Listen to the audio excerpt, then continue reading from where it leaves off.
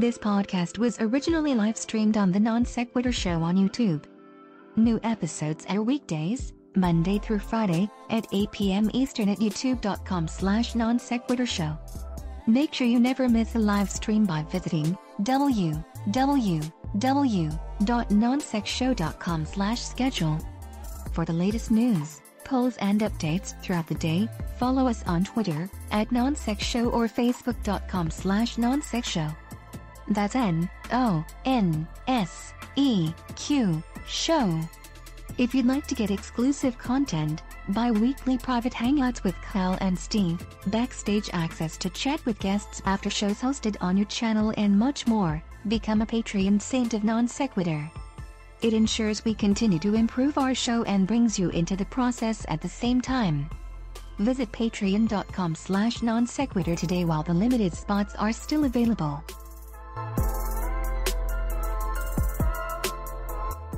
The following podcast is intended for those who believe bold ideas are righteous, unique perspectives are gospel, and strong opinions are sacred. This is Non-Sequitur. Never follow. And now, here are your hosts, Kyle Curtis and Steve McRae.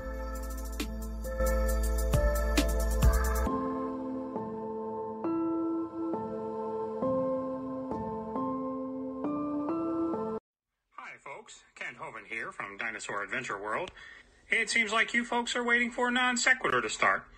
Maybe if you wait long enough, it will actually evolve into a good show. I'm sorry, folks. Looks like I need some water. Anyway, the Lord told me I needed to warn you folks that this podcast is full of crude humor, facts, and critical thinking. So if those things offend you, like they do me, now is the time to close out this window. But if you think elephants and pine trees are related, then hit that subscribe button and click the bell, so that you know every time this blasphemous channel goes live. Okay, I need to get out of here. You never know when Aaron is going to make an appearance. Hovind out. Non-sequitur. Your facts are uncoordinated.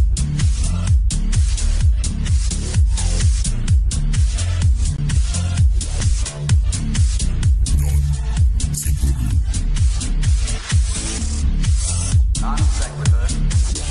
Your facts are uncoordinated. Hey, thanks, Kent, for that lovely opening. You know, Kent loves our channel so much. He was thrilled to death. Do the little, what is it, a monologue, soliloquy? I don't know. That little promo for us. So thank you, Kent, for that. That was awesome. Actually, the voiceover for that is someone we actually have in tonight's discussion. But first of all, let me welcome you guys to Non-Sequitur Show. Kyle is out tonight. He has other plans, but we have a great show for you tonight. We've got a lot of people coming in to have a discussion on the Bible and theology and maybe some cosmological arguments. I'm going to just kind of turn it over to them and let them kind of jump in and introduce themselves. But let me kind of give you a brief overview who we got in here. We've got a new person. Well, he's kind of new to us. He's been around the community. He's been on SJ channel. His name is Daniel Ray. He's an apologist. He wrote a book called The Story of the Cosmos, How the Heavens Declare the Glory of God. And we also got back with us Skylar Fiction. We got Dr. Josh Bowen, and we have Wayne Fillmore. So we got a good group tonight. So how about we let the newer person kind of introduce themselves first, and then you regulars can kind of have at it. So Daniel, by the way, welcome. Nice to meet you. I have seen you around, Steve. But I don't think we've ever actually had communications before. So we have exchanged chirps on Twitter, I think. Yeah, I think so. I think exactly. We've chirped at each other. But thank you I saw the invite on Twitter today, so I thought I would take a shot with that. But I am Daniel Ray. I am, as Steve said, I've co-edited and co-contributed to an anthology on the cosmos written from a Christian perspective. Each chapter is an individual voice of a contributor in their field.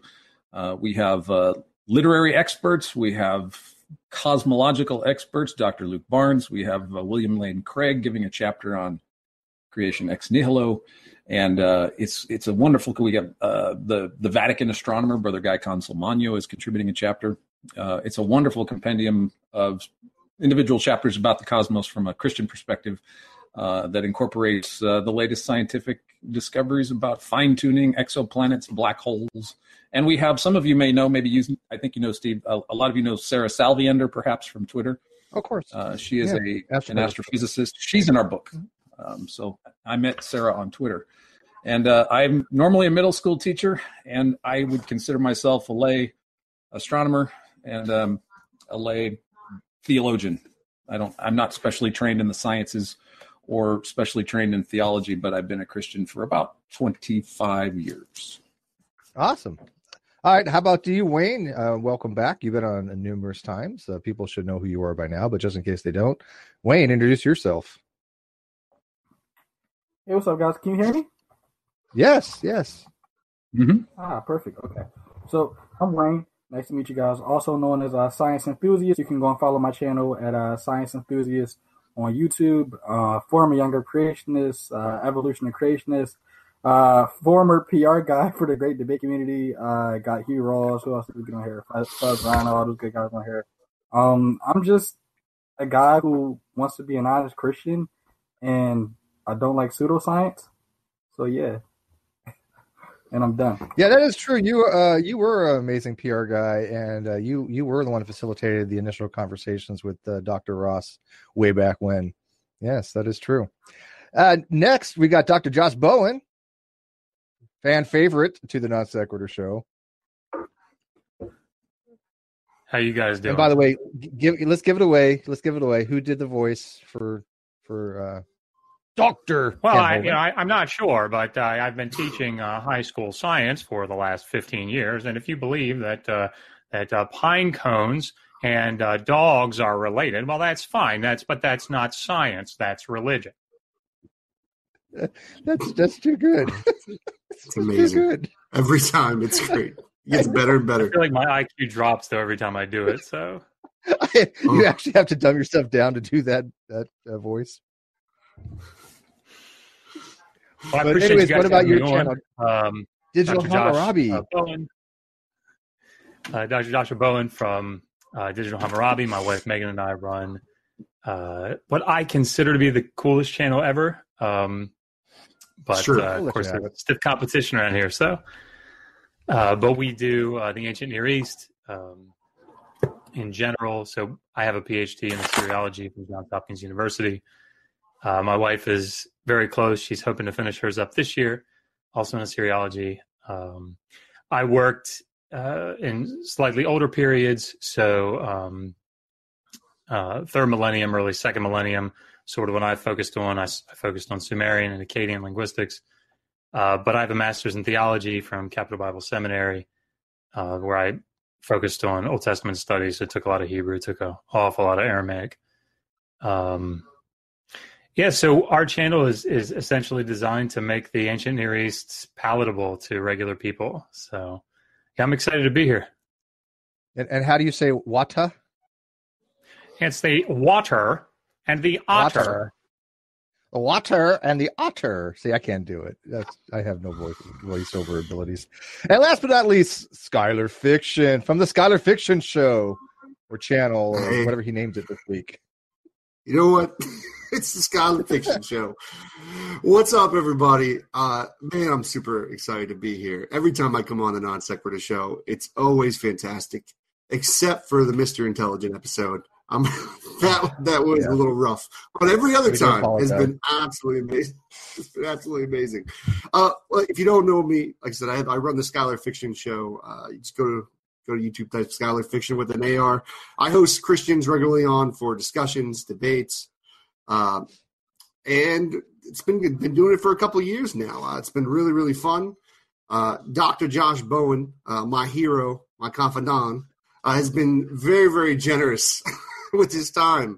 And we've grown like a very good friendship. And he is pretty much, well, not pretty much, he has become my co-host on the Skylar Fiction Show.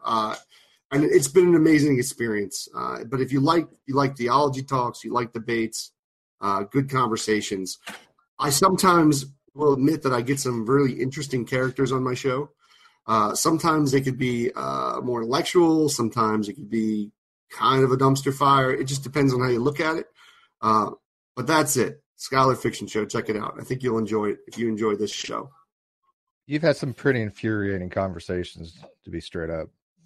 I mean, some of them have been newsworthy. I mean, literally, you've been in the news with a couple of your discussions you've had with people. They've been so awful. We've gotten, I almost had my channel banned because of Matt Powell. He decided to talk about some really dark things and the Very government dark. executing people. Yeah, very, very dark.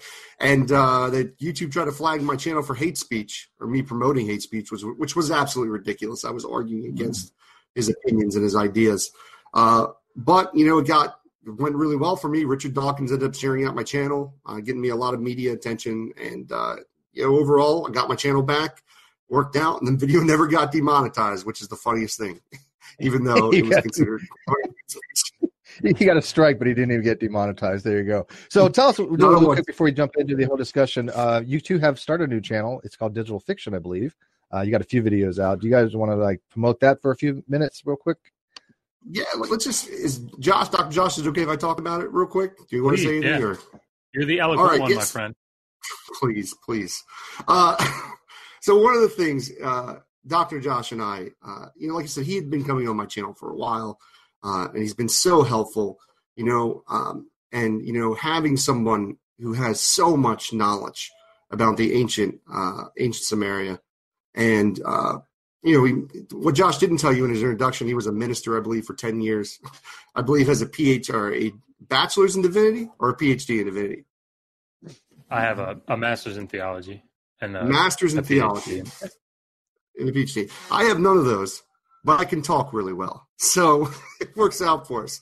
So the thing was, we wanted kind of to do something together. We're still going to be doing the Scholar Fiction Show and Digital Hammurabi, but we wanted to kind of have a new creative outlet to kind of do some funner things, some new kind of concepts. Of course, we're going to try to do 2-on-2 debates. We have a fun idea, and this is where we really need the audience help. We'd like to kind of host people of Christians, people of different faiths, to do what we want to call the Digital Fiction Court, or Dr. Josh's Court, where we will hold maybe two people who have different ideas about the Bible. Maybe someone believes in the Trinity, someone doesn't, someone's a Calvinist, someone's an Arminian, right? And Dr. Josh will be the judge, and the two Christians will make their arguments. And Scholar Fiction here will be the lawyer for both sides, calling out BS arguments and flawed logic. So we want to do things like that. We want to talk about more concept of living in a secular world, how to teach your children about difficult concepts like God. It could be a difficult thing when most of society is a particular religion and you're not teaching your children that religion. So we want to talk about how you raise children. Both Dr. Josh and I have kids. And we want to kind of have deeper discussions about secularism, and many other topics. And of course, we're going to bring that same old entertainment, fun, and laughter that we always do on the Scholar Fiction Show. So that's a basic gist of it. Check it out. I think later on we'll probably have links to these in the description. And we hope you come over and check it out and watch. And we've got an intro video. I don't know if I got it to Dave in time, but I don't know if did you get the asset for a video? Yeah. Okay, so somebody said in the live chat, basically a summation is Josh is the brain, Scholar's the mouth. Together, they are digital fiction. That's probably a good synergetic relationship there. We like the journey, man, and we have a lot of fun, and we do Bible studies too, which is really fun. We're going to do Bible studies on there, because it isn't just for Christians; it's for atheists too. If atheists are going to argue against the Bible and argue against Christians, they should know what's in it. And they should know the context of what's going on, because we don't want people making poor and terrible arguments. If you make good arguments, you can convince people and bring them over to your side and free people from what I call a very dangerous religion. Well, why Dave is trying to find that video. Dave, did you find it? Okay, go ahead. Let's do the video first, and then we'll jump in with that. If the Bible, holy or unholy.